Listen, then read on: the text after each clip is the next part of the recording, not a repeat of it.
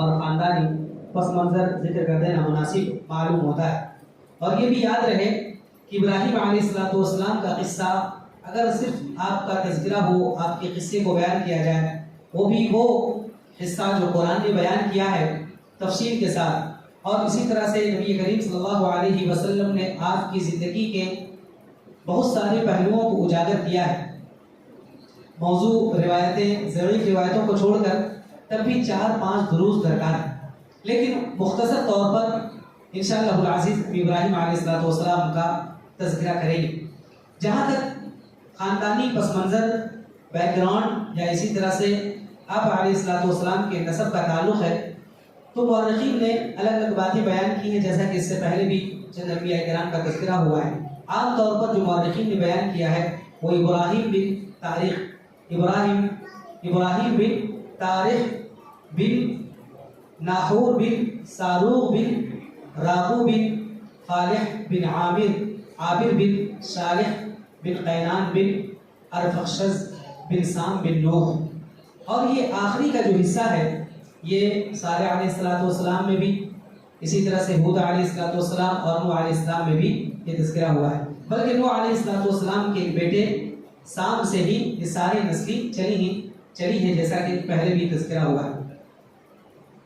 ابراہیم علیہ السلام کے والد کا نام آزر، یہ قرآن نے ذکر کیا ہے، لیکن مورخین، مفسرین اور تاریخ نگاروں نے آپ کا نام طارق ذکر کیا ہے، طارق، اور یہ ابن عباس رضی اللہ عنہ کی تفسیر بھی، حضرت عبداللہ ابن عباس رضی اللہ عنہ کی تفسیر میں بھی یہی ہے طارق۔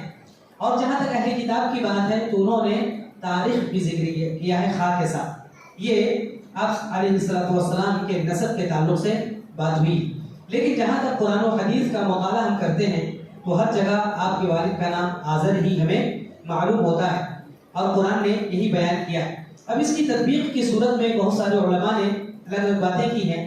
علامہ ابن جریر الطبری نے اپنی تفسیر میں اس کا تذکرہ فرمایا ہے کہ آپ کا نام آزر ہی ہے، جہاں تک تاریخ کی بات ہے تو یہ ہو سکتا ہے آپ کا نک نیم ہو، جیسے ہمارے یہاں نک نیم ہوتا ہے یا لوگ آپ کو پکارتے ہیں وہ تاریخ پکارا جاتا ہے، لیکن جو قرآن نے آپ کو بیان کیا آزر، یہ آپ کا نام ہے۔ اسی طرح سے چند علماء نے یہ بیان کیا ہے اصل میں آپ کا نام تاریخ یا تاریخ، لیکن آزر کہاں سے ہونے لگا؟ تو بات یہ ہے کہ جس بت کو پوجا کرتے تھے لوگ، اس قوم کے جس بت کو پوجا کرتے تھے اس کو آزر کہا جاتا ہے، اور چونکہ یہ آزر بت بنایا کرتا تھا اور بت فروخت کیا کرتا تھا، لہٰذا اسی وجہ سے ان کا نام آزر پڑ گیا، ابراہیم علیہ السلام کے والد کا نام۔ جہاں تک ابراہیم علیہ السلام کی پیدائش کی بات ہے تو ابراہیم علیہ السلام کی جب پیدائش ہوئی تو اس وقت آزر کی عمر 75 ایئرس، 75 سال کے آزر تھے ابراہیم علیہ السلام کی جب پیدائش ہوئی۔ یہ لوگ بابل شہر میں رہتے تھے، جو آج موجودہ دور میں اگر دیکھا جائے تو عراق کا ایک شہر ہے جو بابلون کے نام سے یاد کیا جاتا ہے، بابلون کے نام سے یاد کیا جاتا ہے، عراق کا ایک شہر، یہاں پر وہ لوگ ٹھہرے ہوئے تھے، یہیں پر بسیرا تھا ان کا۔ ابراہیم علیہ السلام کے 2 بیٹے اور تھے جن کا تذکرہ ہوتا ہے، جیسے ناحور اور ہاران۔ ناحور اور ہاران یہ 2 بھائی تھے، یہ بیچ کے تھے ابراہیم علیہ السلام، سب سے بڑے ناحور تھے، پھر اس کے بعد سب سے بڑے یہ ہاران تھے، اس کے بعد ابراہیم علیہ السلام، اس کے بعد ناحور، یہ 3 بھائی تھے۔ اور ہم لوط علیہ السلام کا تذکرہ بھی سنتے ہیں اور انشاءاللہ بعد میں آئے گا بھی، تو لوط علیہ السلام کون ہے؟ ابراہیم علیہ السلام کے بھتیجے ہیں، ٹھیک ہے، بعض لوگوں نے بھانجا بھی کہا ہے لیکن بھتیجا زیادہ بہتر ہے۔ لوط علیہ السلام ابراہیم علیہ السلام کے بھتیجے تھے۔ تو ابراہیم علیہ السلام کے 2 بیٹے تھے، جیسا کہ ذکر ہوا ہاران اور ناحور۔ ہاران سے یہ لوط علیہ السلام پیدا ہوئے تھے، ہارانی کے بیٹے تھے۔ اسی طرح سے ہاران کی وفات آزر کی زندگی میں ہی ہو گئی تھی، ہاران کی وفات آزر کے اپنے باپ یعنی آزر کی زندگی میں ہی ہو چکی تھی، اور شروع میں یہ لوگ ساری برادری اور ساری فیملی یہ لوگ بابلون میں رہتے تھے۔ بعد میں اس علاقوں کو چھوڑ کر حران کی طرف چلے گئے، جو موجودہ زمانے میں اگر دیکھا جائے تو حران کا علاقہ یہ ترکیہ میں پڑتا ہے، ترکی میں یہ ہے حران۔ وہاں پھر وہ لوگ بہت باش اختیار کر چکے، وہیں پر رہنے لگے، اور پوری عمر آزر کی اگر دیکھیں تو علماء نے لکھا ہے 275 سال عمر پائی آزر نے۔ لوط علیہ السلام کا تذکرہ جیسا کہ ہوا، اور لوط علیہ السلام کا تذکرہ بعد میں بھی آئے گا۔ ابراہیم علیہ السلام نے ان کو سدوم کی طرف بھیجا تھا، ایک علاقہ تھا سدوم، اور قوم سدوم کی طرف ان کو بھیجا تھا۔ ابراہیم علیہ السلام کا جو واقعہ بیان کیا جاتا ہے وہ واقعہ کہاں کا ہے؟ حران کا، جہاں پر بعد میں جا کر کے انہوں نے زندگی اختیار کر لی تھی، وہاں رہنے لگے تھے۔ اور جہاں تک بابلون کا ہے تو بابلون کا تذکرہ نہیں ہے، بابلون کے اندر یا بابل جس کو کہا گیا ہے وہاں پر ابراہیم علیہ السلام کی دعوت نہیں تھی، جتنے بھی واقعات پیش آئے سب وہیں پہ پیش آئے ہیں۔ اسی طرح سے یہ واقعات جو ابھی ہم نے بتائے ہیں، یا اسی طرح ابراہیم علیہ السلام کے نسب نامے کے تعلق سے جو اختلاف پایا گیا ہے، اصل میں یہ تاریخی روایات ہیں اور تاریخی یہ معلومات ہیں۔ تاریخی معلومات کو کسی کو سب سے بہت بہتر اور کسی کو نیگلیکٹ کر دینا یا کسی کو نکار دینا یہ نہیں ہو سکتا، کیونکہ حدیثوں کی طرح ان کی چھان پھڑک نہیں ہوئی۔ حدیثوں میں جیسے ایک ضعیف ہے ایک صحیح، یا اسی طرح سے ضعیف کے مراتب ہے صحیح کے مراتب ہے۔ یہ بالکل کہتے ہیں نا یہ ضعیف ہے، فلاں علماء نے محدثین نے اس کو ضعیف کہا ہے، بالکل قابل اعتبار نہیں ہے۔ اور ایک صحیح ہے، ایک حدیث جس پر عمل کرنا واجب ہے، جو صحیح ہے ہر ایک کے پاس، یہ ہو جاتا ہے حدیث کے معاملے میں۔ جہاں تک تاریخی روایات کے بارے میں ہے تو یہ نہیں کہہ سکتے بالکل 100% یہ صحیح ہے اور 100% یہ غلط ہے۔ کیوں نہیں کہہ سکتے؟ کیونکہ چھان پھڑک جو ہوئی ہے حدیثوں کے سلسلے میں ویسی تاریخی روایتوں میں نہیں ہوئی۔ کیوں نہیں ہوئی؟ تو اس کا بھی جواب یہ ہے کہ حدیثوں کے سارے اسناد جو ہے چین یہ بالکل موجود ہے علماء کے پاس، محدثین کے پاس، لہذا چین کی بنیاد پر وہ کہہ سکتے ہیں یہ حدیث صحیح ہے یہ حدیث ضعیف ہے۔ جبکہ تاریخی روایات کے بارے میں یہ چین موجود ہی نہیں ہے، سندیں موجود ہی نہیں ہے، لہذا روایتوں کی تصحیح کرنا یا تضعیف کرنا بہت ہی مشکل ہے۔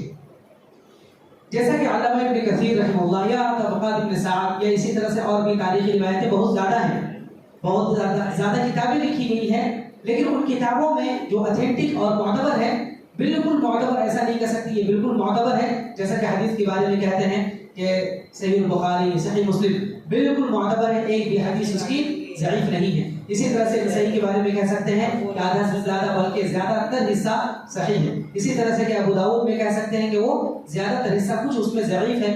اسی طرح سے سنن ترمذی کے بارے میں کہتے ہیں جیسے کہ آدھا تقریباً وہ صحیح ہے، اور اسی طرح ابن ماجہ کے بارے میں کہہ سکتے ہیں کہ آدھا سے زیادہ اس میں یا آدھا کے قریب وہ ضعیف ہے۔ جس طرح سے اس کے بارے میں کہہ سکتے ہیں ان کتابوں کے بارے میں، تو اس طرح سے تاریخی کتابوں کے بارے میں ہم نہیں کہہ سکتے۔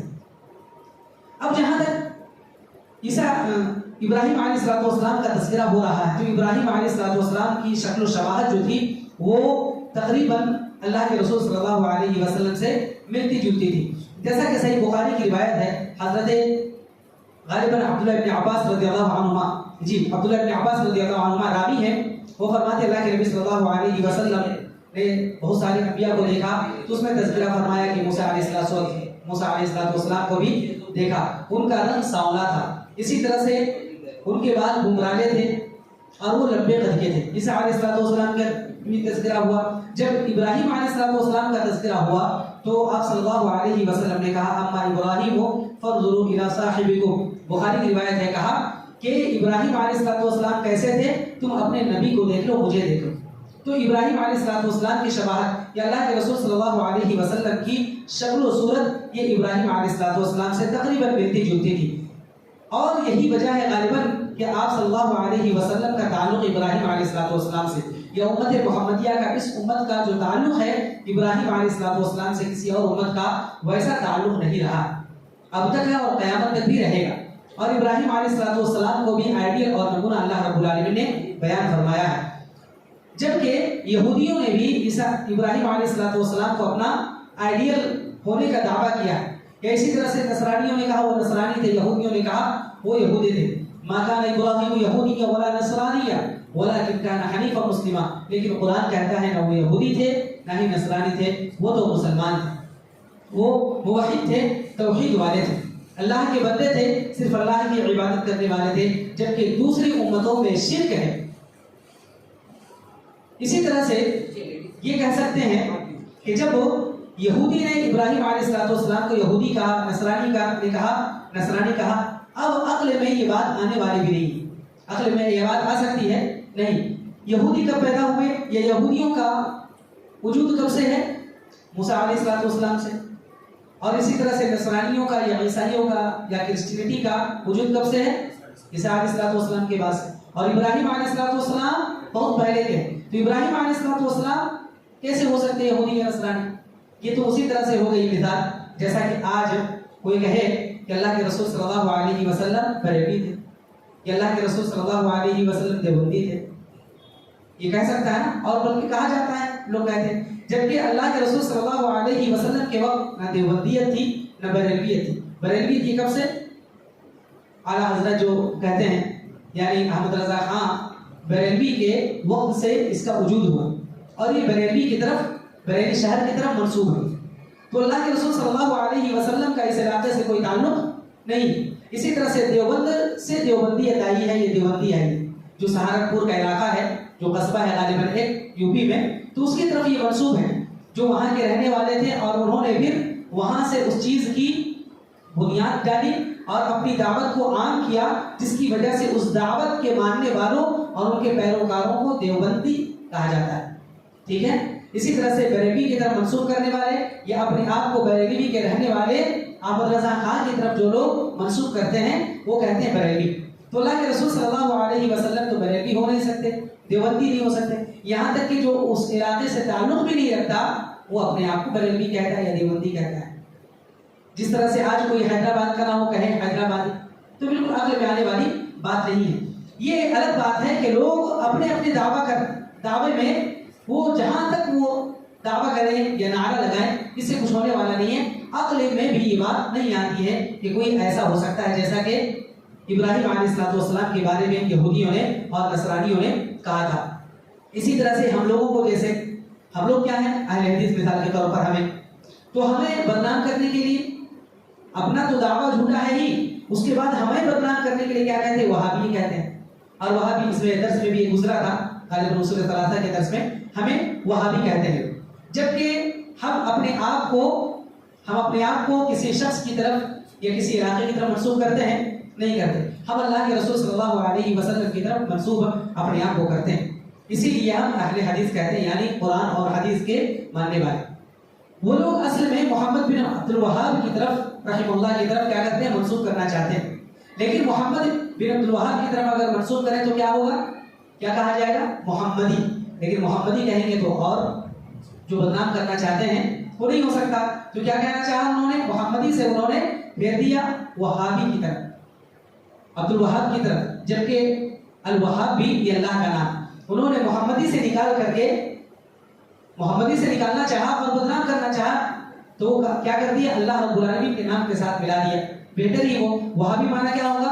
अल्लाह वाले। बहरहाल ये अगर हक वालों को बदनाम करना चाहे, दुश्मन तराजी करना चाहे या गलत नामों से पुकारना चाहे, जिस तरह से अल्लाह के रसूल सल्लल्लाहु अलैहि वसल्लम को मुशरिकीन मक्का मुज़म्मम कहते थे, मुज़म्मम यानी काबिल मज़म्मत, और गाली दिया करते थे। तो अल्लाह के रसूल सल्लल्लाहु अलैहि वसल्लम ने कहा, वो गालियां जो दे रहे हैं मुज़म्मम को, मैं तो मुज़म्मम हूं ही नहीं, मैं तो मोहम्मद हूं। लिहाजा अगर हमें अहले हक को, अहले तौहीद को अगर गलत नामों से पुकारा जाए तो ज्यादा घबराने की जरूरत नहीं, अफसोस करने की बात नहीं। बस अपनी दावत को हम फैलाते जाएं, नशर इसकी करते जाएं, ये होना चाहिए। इसी तरह से ये बात दूसरी तरफ चली गई। असल में बात हो रही थी इब्राहिम अलैहिस्सलाम की। तो ये देखिए ज़िम्मन ये बातें आ गई हैं, तो बातें आ गई तो हम क्या है, जब बातें आ गई तो ये समझ लीजिए हम किसी इलाके की तरफ या किसी शख्सियत की तरफ हम दावत नहीं देते। हमारी दावत बिल्कुल साफ सुथरी है, जो अल्लाह के रसूल सल्लल्लाहु अलैहि वसल्लम की दावत थी, जो सहाबा किराम की दावत थी, जो ताबिईन की, तबे ताबिईन की, मुहद्दिसीन की, फुक़हा की, अइम्मा की दावत थी, वो है कुरान और हदीस। बस कुरान और हदीस, ना हमारे किसी आलिम को तुम ये करो, ना किसी इलाके की तरफ मंसूब करो, नहीं। हमको वो क्या कहते हैं کہ آپ بھی مقلد ہو. کیوں کس کی تقلید کرتے ہیں؟ علامہ ابن تیمیہ کی تقلید کرتے ہیں. کبھی وہ کہتے ہیں علامہ ابن قیم کی تقلید کرتے ہیں, کبھی کہتے ہیں علامہ ابن باز کی تقلید کرتے ہیں, کبھی کہتے ہیں علامہ ابن عثیمین کی تقلید کرتے ہیں, اور کبھی کسی اور کی تقلید, کبھی محمد بن عبد الوہاب کی تقلید کرتے ہیں. یہ الگ الگ وہ کہہ نہیں سکتے. کیوں؟ کیونکہ بہت ساری جگہوں پر ہم ان علماء کی بات کو بھی احترام کے ساتھ سائڈ کر دیتے ہیں. جہاں قرآن و حدیث کی بات آ جائے بس اسی کو ہم ماننے کے حقدار ہیں, اسی کو ماننے کے ہم مکلف ہیں. اس کے علاوہ کوئی بھی آ جائے تو یہ فیصلہ نہیں کر پاتے کہ کیوں مقلد ہے. اور ایک شخص کئی لوگوں کا مقلد نہیں ہو سکتا, لہذا وہ فیصلہ ہی نہیں کر پاتے کیونکہ کس کے مقلد ہیں. ٹھیک ہے, کوئی شخص امام ابو حنیفہ, امام مالک, امام شافعی کے ایک ہی وقت میں مقلد نہیں ہو سکتا. شخصی جو تقلید ہوتی ہے ایک ہی شخص کی ہوتی ہے. بہرحال ہم آتے ہیں ابراہیم علیہ السلام کی طرف. تو بابل سے آزر, ابراہیم اور ان کی بیوی سارہ اور لوط وغیرہ کہاں چلے گئے تھے؟ حران کی طرف, جیسا کہ ذکر ہوا. اب وہ ابراہیم علیہ السلام کو جو بھیجا گیا, جس بھی قوم میں بھیجا جاتا ہے کسی نبی کو, کسی رسول اور پیغمبر کو, جیسا کہ بتایا کہ بگاڑ پیدا ہو جاتا ہے, فساد ہو جاتا ہے, اور سب سے بڑا فساد شرک ہے. اور ابراہیم علیہ السلام نے جب آنکھ کھولی اور ماحول کو دیکھا تو شرک کا کہما گر, شرک بالکل ہر طرف پھیلا ہوا تھا. آپ علیہ السلام کو جب نبی بنایا گیا تو شرک اس قدر پھیلا ہوا تھا کہ ان کے خود گھر میں شرک ہو رہا تھا. بلکہ شرک نہیں, بلکہ شرک کا پجاری. آزر کیا کرتے تھے؟ یہ پوجتے بھی تھے, بناتے بھی تھے, فروخت بھی کرتے تھے. یہاں تک کہ بعض علماء نے لکھا ہے کہ وہ پجاری ایک مندر کے خاص پجاری تھے, یعنی ایک بت خانہ تھا, اس بت خانے کے وہ پجاری تھے. اور بعض علماء نے یہ بھی لکھا ہے کہ ابراہیم علیہ السلام کو بھی وہ زبردستی کرتے تھے کہ آپ جائیں اور یہ بتوں کو لے کر کے جا کر کے فروخت کر کے آئے. ابراہیم علیہ السلام کے بارے میں لکھا ہے, تاریخی روایت ہے کہ ابراہیم علیہ السلام کیا کرتے تھے؟ اپنی پیٹھ پر لاد لیتے تھے, ڈائریکٹ نہیں بلکہ رسیوں میں باندھ کر کے بتوں کو لاد لیتے تھے اور گھسیٹتے ہوئے لے جاتے تھے اور اعلان کرتے ہوئے جاتے تھے, کون ہے جو اس بت کو خریدے گا؟ جو ذلیل ہے, جو کسی کو نفع و نقصان نہیں دے سکتا, خرید لو جس کو خریدنا ہے. کوئی ایسا خرید سکتا ہے؟ ہم اگر کچھ اپنا سامان بیچیں, اپنی چیزیں بیچیں اور کہیں کہ اس میں کچھ بھی نہیں ہے, بیکار ہے, مثال کی طرف موبائل ہینگ کرنے والا ہے, یا کپڑا ہے بہت جلدی پھٹ جانے والا ہے, اس کا رنگ جو ہے چلے جانے والا ہے, تو کوئی خریدے گا؟ نہیں خریدا ہے. ابراہیم علیہ السلام گویا اسی طرح چیز بیچتے تھے, کوئی خریدا نہیں. گویا کہ اللہ رب العالمین نے ان کی حفاظت کی, جس طرح سے ہر نبی کی حفاظت کی جاتی ہے. اللہ تبارک و تعالیٰ نے شروع ہی میں اللہ کے اس نبی کو, ابراہیم علیہ السلام کو, بت پرستی سے, شرک کرنے سے بھی بچا لیا اور شرک کا سبب بننے سے بھی بچا لیا. اگر ایک بھی بت آپ کے ہاتھوں بیچ دیا جاتا تو کوئی نہ کوئی اس کی پوجا کرتا, کوئی نہ کوئی اس کی عبادت کرتا, اور ابراہیم علیہ السلام گویا اس میں شریک ہوتے, تو اللہ رب العالمین نے ان کی حفاظت کی. اسی طرح سے جس طرح سے وہاں پہ شرک پایا جاتا تھا, بتوں کی پوجا ہوتی تھی, اپنے ہاتھوں سے تراش کر کے, اپنے ہاتھوں سے بنا کر کے وہ پوجا کرتے تھے. یہاں تک کہ ان کے یہاں 7 ستارے بھی معروف اور مشہور تھے. 7 ستاروں کی وہ عبادت کرتے تھے. اب 7 ستاروں کی تفصیل تو نہیں ملتی, بہرحال ایسا ہے کہ 7 ستارے وہاں موجود تھے جو 7 ستاروں کی عبادت کرتے تھے. اور یہاں تک کہ جن لوگوں نے دمشق شہر بسایا تھا وہ بھی اسی مذہب کے پیروکار تھے, یعنی 7 ستاروں کی پوجا کرنا, ان کی عبادت کرنا. وہ انہی کے نام سے عید مناتے تھے, انہی کے لیے قربانیاں دیتے تھے. یہاں تک کہ دمشق ایک قلعہ بند شہر ہے, چاروں طرف سے گھرا ہوا ہے, تو وہاں پر دمشق جو شہر تھا اس کے 7 دروازے تھے. 7 دروازے تھے اور ہر دروازے پر ایک ستارہ بنا ہوا تھا. گویا کہ ان 7 دروازوں کی حفاظت ان 7 ستاروں کے حوالے کر دی گئی تھی کہ 7 ستارے ہیں, 7 اس شہر کی حفاظت کریں گے. یہ اس طور پر اللہ رب العالمین کو بالکل وہ بھول گئے تھے اور اپنی امیدیں, اپنی تمنائیں, سب کچھ ان ستاروں سے انہوں نے لگا لیا تھا, یا بتوں سے لگا لیا تھا. حران کے باشندے انہی ستاروں کی پوجا کرتے تھے یا پھر ان بتوں کی پوجا کرتے تھے جو انہوں نے اپنے ہاتھ سے تراشے ہوئے ہوتے تھے. اور اسی طرح سے جب سفر پہ جانا ہوتا یا کوئی اہم کام کرنا ہوتا تو جس طرح سے مشرکین عرب کا ذکر ہوا تھا سیرت میں کہ وہ لوگ فال نکالتے تھے, تیر نکالتے تھے, ہاں سفر میں جانا, ہاں چلے جاتے, نہیں جاتے تھے. تو اسی طرح سے یہ لوگ ستاروں کا استعمال کرتے تھے ان اہم کام کو انجام دینے کے لیے. مگر حضرت ابراہیم علیہ السلام کو اللہ تبارک و تعالیٰ نے ان تمام چیزوں سے شروع سے ہی محفوظ رکھا تھا.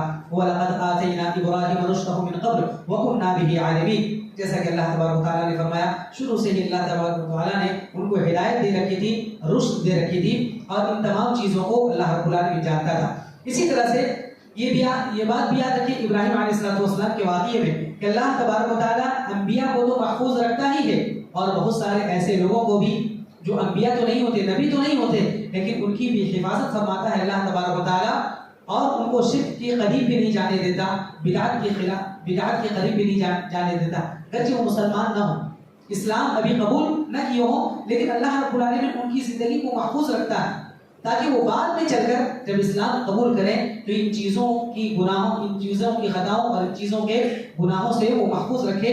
اور بہت مرتبہ ایسا ہوتا ہے, ایسے لوگوں سے اللہ تبارک و تعالیٰ بڑے بڑے کام لیتا ہے. اسی طرح سے دعوت کا سلسلہ جب کوئی شخص شروع کرتا ہے اور منہج کی دعوت دیتا ہے تو یاد رکھیے گا سب سے پہلے گھر والے ہی مخالفت کرتے ہیں. سب سے پہلے گھر والے مخالفت کرتے ہیں. ابراہیم علیہ السلام کا گھرانہ ہو یا اس سے پہلے جو نوح علیہ السلام کا گزرا, گھر میں کچھ لوگ ایسے ہوتے ہیں جو مخالفت کرنے والے ہوتے ہیں یا بات کو مانتے نہیں, جتنا بھی منوا لو یا جتنی بھی باتیں ہوں ماننے کے لیے تیار نہیں ہوتے تھے. اور ابراہیم علیہ السلام کے یہاں بھی ایسا ہی ہوا. اسی طرح سے ہم اللہ کے نبی صلی اللہ علیہ وسلم کو بھی دیکھیں تو آپ صلی اللہ علیہ وسلم کی مخالفت کرنے والا سب سے پہلا کون تھا؟ خاندان ہی کا شخص, ابو لہب کا. سب لوگ خاموش تھے, ابو لہب نے مخالفت. اسی طرح سے طائف اور کہاں صلی اللہ علیہ وسلم نے دعوت دی تو سب سے پہلے اپنے گھر میں دعوت دی, اپنے خاندان والوں کو بلایا. جب آپ کو یہ حکم ہوا وَأَنذِرْ عَشِيرَتَكَ الْأَقْرَبِينَ, اپنے قرابت داروں کو, رشتہ داروں کو آپ ڈرائیے, تو آپ صلی اللہ علیہ وسلم نے یہی کام کیا. اور انبیاء کرام علیہ السلام یہی کام کرتے ہیں. داعی کو بھی یہی کرنا چاہیے. شروعات گھر سے ہونی چاہیے. اور حسن ظن یہی ہے کہ ہر داعی جس کے دل میں اللہ رب العالمین کا خوف ہو, خشیت ہو اور واقعی دعوت دینے کا جذبہ ہو تو سب سے پہلے وہ گھر ہی سے کام کرتا ہے. لیکن بہت سارے علاقوں میں یہ چیز پائی جاتی ہے کہ علماء کو طعن و تشنیع کا شکار بنایا جاتا ہے, علماء کو بدنام کرنے کی کوشش کی جاتی ہے, گالیاں دی جاتی ہیں. کیوں؟ کیونکہ ان کے گھر میں ان کے بھائی دعوت پر نہیں, یا ان کے بھائی شرک میں مبتلا ہے, یا ان کے بھائی بدعت و خرافات کر رہے ہیں, یا ان کے بھائی شراب میں ملوث ہیں, یا اسی طرح سے جواری ہیں, یا اسی طرح سے اور جو دوسرے اخلاقی برائیاں ان تمام میں ملوث ہیں. تو کیا کہا جاتا ہے؟ یہ علماء دیکھو, یہ فلاں عالم نام لے کر کے فلاں یہ خطبہ تو بہت اچھا دیتے ہیں, فلاں جگہ دعوت میں جاتے ہیں, ممبر و مہمان کا استعمال کرتے ہیں, دعوت تو بڑے شوق و ذوق سے دیتے ہیں, اور دیکھیے ان کے گھر میں ہی ان کا بھائی اس پر نہیں, ان کی بات خود ان کے بھائی نہیں مانتے. یہ بات غلط ہے.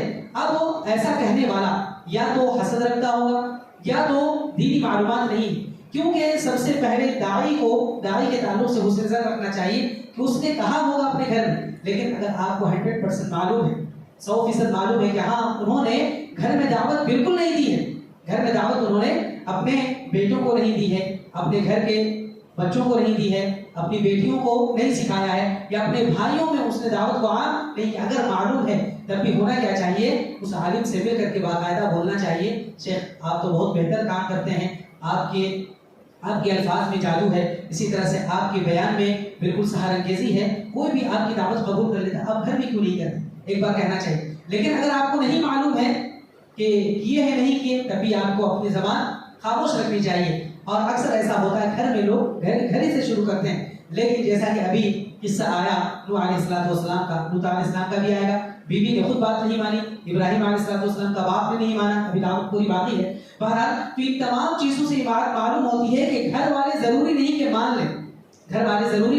کہ مان لیں, تو اس طور پر اور اس صورت میں علماء کو بدنام کرنا یا کسی داعی کو بدنام کرنا کہ انہوں نے گھر کا خیال نہیں رکھا اور باہر چلے گئے, یہ شخص یہ ایسا کرنا مناسب نہیں. البتہ کچھ لوگ ایسے ہیں جو گھر میں بالکل بھی خیال نہیں کرتے, بلکہ دعوت دینا ہو تو دور ہی چلے جاتے, ان کا نصب العین یہی ہوتا, ان کا مقصد اور ہدف اور ٹارگٹ یہی ہوتا ہے باہر والوں کو دعوت دینا.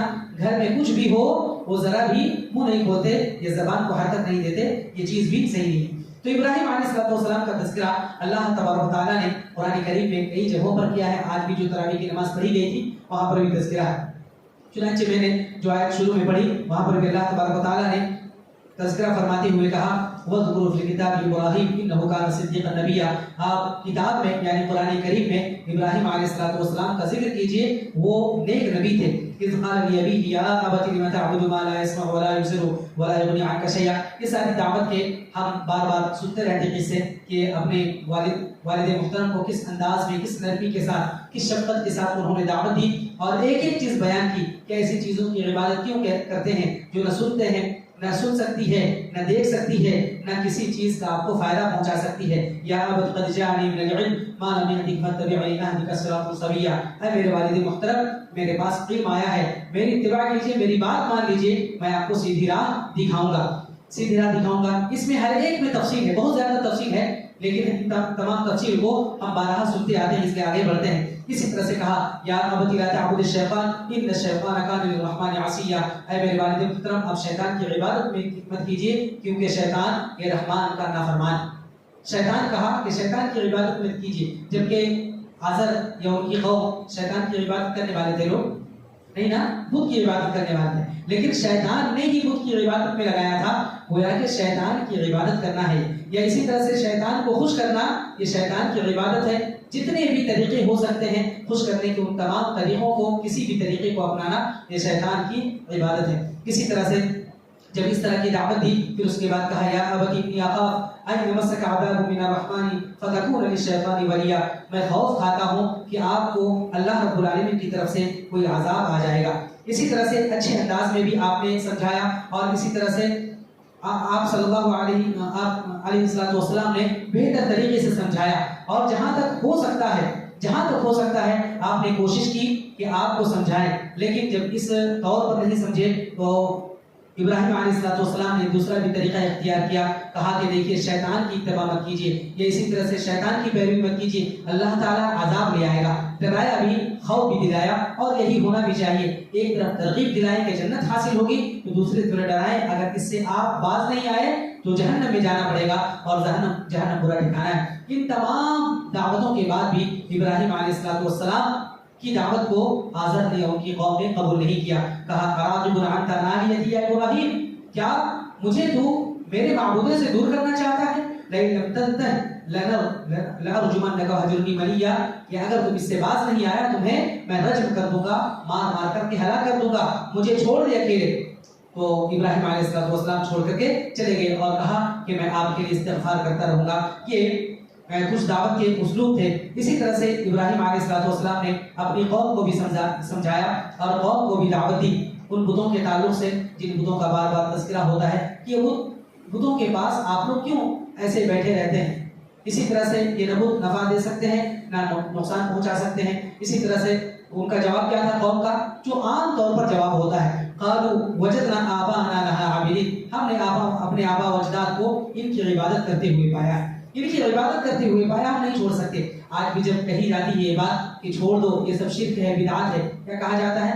ہم نے باپ دادا کو یہی پایا, ہمیں اتنا علم نہیں, ہم ٹینشن نہیں لیتے, بلکہ ہم اپنے بزرگوں کو کرتے ہوئے دیکھ رہے ہیں, یہی کرتے رہیں گے. یہ استدلال غلط ہے, یہ مشرکین کا استدلال ہے, یہ مشرکین کے دلائل تھے. وہی کہتے تھے کہ ہم نے اپنے آبا و اجداد کو پایا ہے, جبکہ اللہ رب العالمین نے ہمیں عقل دی ہے, دماغ دیا ہے, سوچنے اور فکر کرنے کی استطاعت دی ہے. ہمارے ساتھ قرآن کریم موجود ہے, احادیث نبوی کا موجود ہے, اور ان تمام چیزوں کے قصے اور واقعات بھی موجود ہیں قرآن کریم کے, جن کا سیریز ہم نے شروع کیا ہے, پروگرام شروع کیا ہے. ان تمام چیزوں سے ہمیں معلوم ہوتا ہے کہ شرک کے جتنے بھی دلائل دیے جاتے ہیں کوئی بھی ایک بھی دلیل ثابت نہیں, گرچہ قیامت تک وہ دلیل دی جائے گی یہ حق ہے, یہ صحیح ہے. بہرحال تو ابراہیم علیہ السلام نے کہا تم اور تمہارے آبا و اجداد سب ویسے ہی ہو, سب گمراہ ہو, میں نے جبکہ تمہارے پاس حق بات لے آئی ہے. اسی طرح سے ابراہیم علیہ السلام نے اللہ رب العالمین کا بھی تعارف پیش کیا کہ ابراہیم علیہ السلام نے کہا اللہ کون ہے,